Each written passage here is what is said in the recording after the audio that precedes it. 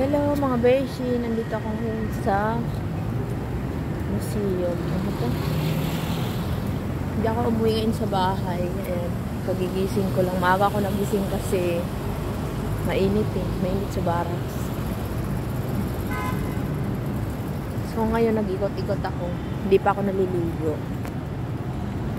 Ayan, nasa mine. Nandito dito.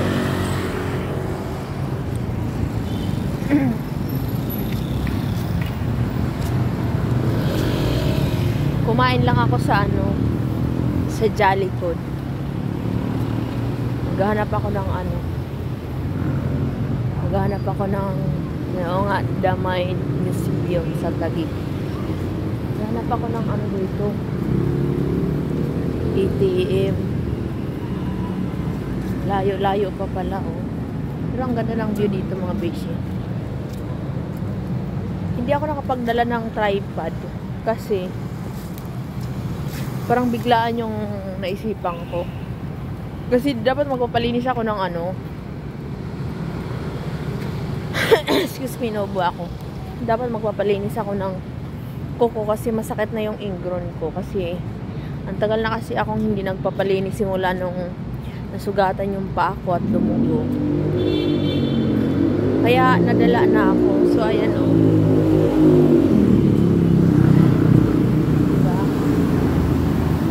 Ang ganda ng ang ganda ng mamasyal dito. So, ayun na mga beshi, tatawid na ako kasi may nakita na ako, ayun. Yun bang, UB ba yun? Tama yun. Sige na mga beshi kasi naka-stoplight.